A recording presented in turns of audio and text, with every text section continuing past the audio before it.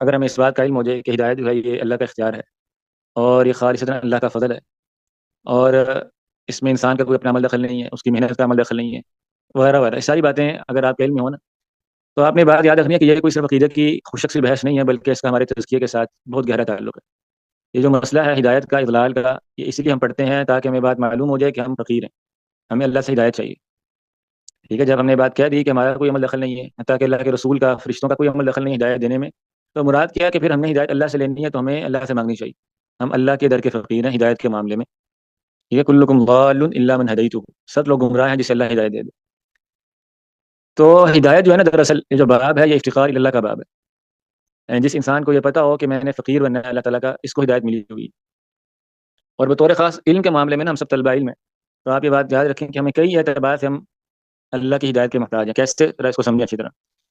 سب سے پہلے ہم علم جو ہے نا، ہم اللہ تعالیٰ کی ہدایت کے محتاج ہیں کہ علم کیا ہوتا ہے۔ ہمیں علم کا اللہ کس نے بتایا؟ اللہ تعالیٰ نے بتایا۔ اس کائنات میں بے شمار لوگ ہیں جنہیں کوئی پتہ نہیں علم کیا ہوتا ہے۔ ٹھیک ہے، لوگ اپنے معاش میں مصروف ہیں، کاروبار میں مصروف ہیں، دنیا میں مصروف ہیں، کھیلوں میں مصروف ہیں، اور اللہ کی نافرمانی میں مصروف ہیں۔ یہ جو ہدایت ہمیں دی ہے کتاب و سنت کا علم کی، کس نے دی؟ اللہ تعالیٰ نے دی۔ ٹھیک ہے، ہم علم کا راستہ اس کو پہچاننے کے لیے اللہ کے محتاج ہیں۔ پھر دیکھیں دوسری بات کیا ہے کہ یہ جو ارادہ ہمارے اندر پیدا ہوا ہے کہ ہم نے علم حاصل کرنا ہے، یہ ارادہ کس نے پیدا کیا؟ کیا یہ اللہ کا فضل نہیں ہے؟ بے شمار لوگ اس دنیا میں ہیں جنہیں پتہ کہ علم کیا ہے، کتاب و سنت کیا ہے، لیکن ان کا کوئی خواہش نہیں ہے، کوئی تمنا نہیں، سارے فضائل ان کو پتہ ہے علم حاصل کرنے کے، لیکن پھر بھی وہ دنیا کی طرف ہیں، وہ علم حاصل نہیں کرتے۔ تو یہ جو ارادہ پیدا ہوتا ہے کہ علم میں نے حاصل کرنا بھی ہے، یہ اللہ نے نہیں پیدا کیا، کیا ہم اس ارادے کے لیے اللہ کے محتاج نہیں؟ لیکن پھر تیسری بات کہ پھر اس علم کو حاصل کرنے کے لیے بھی ہمیں ہدایت چاہیے۔ بہت سارے لوگ ہیں ان کو یہ پتا کہ علم کیا ہوتا ہے، اور انہیں یہ ارادہ بھی کرتے ہیں کہ ہمیں علم حاصل کرنا ہے، لیکن اس کے باوجود علم حاصل نہیں کر سکتے، رکاوٹ آ جاتی ہے، پریشانی آ جاتی ہیں، یا وہ کنسسٹنٹ نہیں ہوتے۔ صبح انہوں نے کہا کہ میں نے پڑھنا شروع کرنا، اور شام تک ان کا دل بدل، ارادہ بدل گیا۔ تو یہ جو ہے کہ پھر علم کے راستے پر جو چلا رہی ہے اس نے، کون سی ٹیم میں چلا رہی ہے؟ اللہ تعالیٰ۔ اللہ کے بغیر ہم علم کے راستے پر چل ہی نہیں سکتے۔ پھر چوتھی بات، بہت سارے لوگ وہ علم کے راستے پہ چل رہے ہیں، لیکن جو حسن الاخذ ہے، اچھے طریقے سے علم حاصل کرنا، علم ویسے حاصل کرنا جیسے اس کے حاصل کرنے کا حق ہے، پھر ہم اس کے لیے اللہ کی ہدایت کے محتاج ہیں۔ واللہ اس کے لیے تو ہم بہت زیادہ محتاج ہیں۔ علم حاصل کرنے والوں کی اکثریت آپ بھی جانتے ہیں اور ہم بھی جانتے ہیں کہ وہ سالوں سر مارتے رہتے ہیں علم حاصل کرنے میں، لیکن انہیں کچھ حاصل نہیں ہوتا۔ یہ ہدایت کون دیتا ہے؟ یہ راستہ کون بتاتا ہے کہ علم کیسے حاصل کیا جاتا ہے؟ کیا اس کا طریقہ کار ہونا چاہیے؟ کیا راستہ ہونا چاہیے؟ واللہ اگر اللہ یہ بات نہ سمجھائے تو کسی کو سمجھ نہیں آتی۔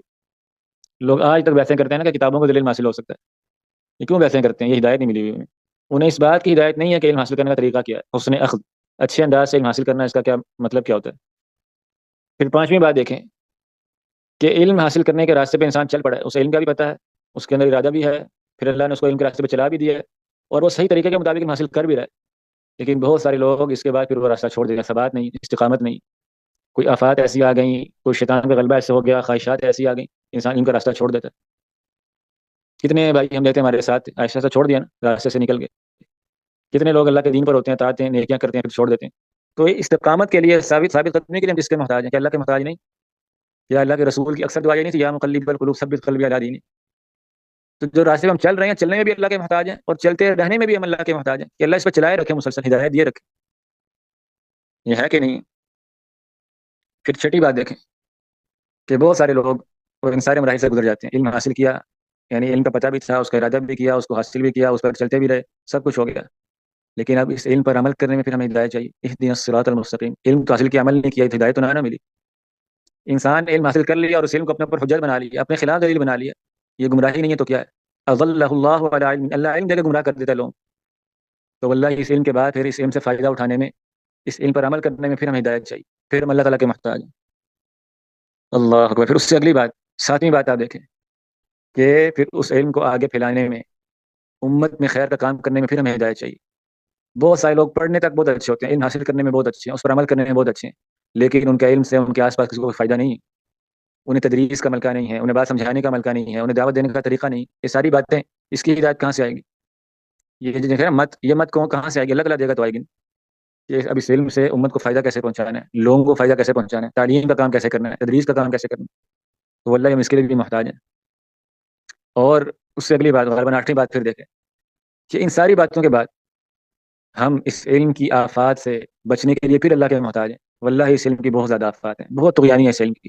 کئی دفعہ میں ذکر کرتا ہوں، وہ ماذ ابانی جایان حدیث بھی ہم نے کئی دفعہ اس کو ہم نے ذکر کیا کہ علم انسان میں تکبر پیدا کرتا ہے، علم انسان کے اندر دوسروں سے برتری کے جو ہے نا وہ ایک خواہش پیدا کرتا ہے، یہ علم انسان کو بحث و مباحثہ جدل و جدال یہ سکھاتا ہے اگر اس کو صحیح طرح حاصل نہ کیا جائے۔ تو یہ کون ہے جو ہمیں ان آفتوں سے دور کرتا ہے کہ ہم نے علم بھی حاصل کرتے رہنا ہے اور اس میں اپنے ساتھ تزکیہ بھی کرتے رہنا ہے، ہم نے ان آفات میں ان رکاوٹوں میں نہیں پڑنا، علم حاصل کرنے کے باوجود بھی ہم نے متواضع رہنا ہے، لوگوں کے سامنے جھکے رہنا ہے، آداب کا خیال کرنا ہے۔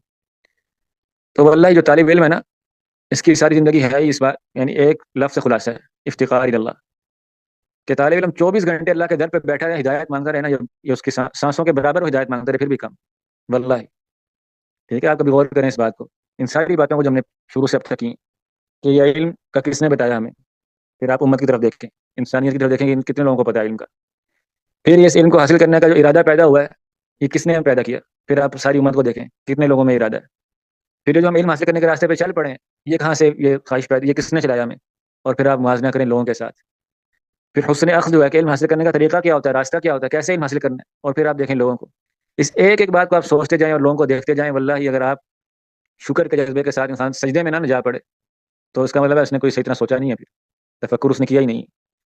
یہ اللہ کا اتنا بڑا فضل ہے، اتنا بڑا فضل ہے کہ انسان جس قدر سوچے اتنا کم ہے، اور جتنا زیادہ سوچے گا اس میں جذبہ اتنا زیادہ پیدا ہونا چاہیے کہ یار میں نے اللہ سے مزید مانگنا، اہدنا الصراط المستقیم۔ ہم یہاں علم حاصل کرنے میں بھی مجھے اللہ کی مدد چاہیے، اس پہ ثابت قدم رہنے پہ اللہ کی مدد چاہیے، اس کی آزمائشوں سے بچنے پر مجھے اللہ کی مدد چاہیے، رکاوٹوں سے بچنے پر مجھے اللہ کی مدد چاہیے، اسے آگے مفید بنانے میں مجھے اللہ کی مدد چاہیے، قدم قدم پر کیا ہے کہ جسے اللہ ہدایت دے اسے ہدایت ملتی ہے، جسے اللہ ہدایت نہ دے اسے کوئی ہدایت نہیں ملتی۔ کیا خیال ہے، بات سمجھ آ رہی ہے یا اوپر سے جا رہی ہے سب بھائیوں؟ ٹھیک ہے، ہدایت کا جو باب ہے جب ہم پڑھیں کہ اللہ ہدایت دیتا ہے، اللہ گمراہ کرتا ہے، تو اس کو جو ہے نا وہ تقدیر کے مسئلے میں گم گما کے عقیدے کی پیچیدہ بحث بنا کے ختم نہیں کرنا چاہیے۔ ہمارا جو عقیدہ ہے یہ تزکیہ نفس کا باب ہے، ٹھیک ہے، اس عقیدے میں کوئی خیر نہیں ہے جو اوپر سے گزر جائے، سر کے اوپر سے وہ دو چار بحثیں موٹی سی کلامی سی متکلمین اشاعرہ ماتریدی، یہ کوئی عقیدہ نہیں، ٹھیک ہے، اس کے اپنے فوائد ہیں، معلومات ہیں جن کا فائدہ ہے، لیکن جب تک اس میں تزکیہ نفس کی بات نہ ہو، وہ عقیدہ بظاہر آپ پر اثر انداز نہ ہو، وہ آپ سے اللہ سے جو آپ کا تعلق ہے وہ آپ کو سمجھنا ہے اس عقیدے کی روشنی میں، تو اس عقیدے کا پھر کوئی فائدہ نہیں ہوتا۔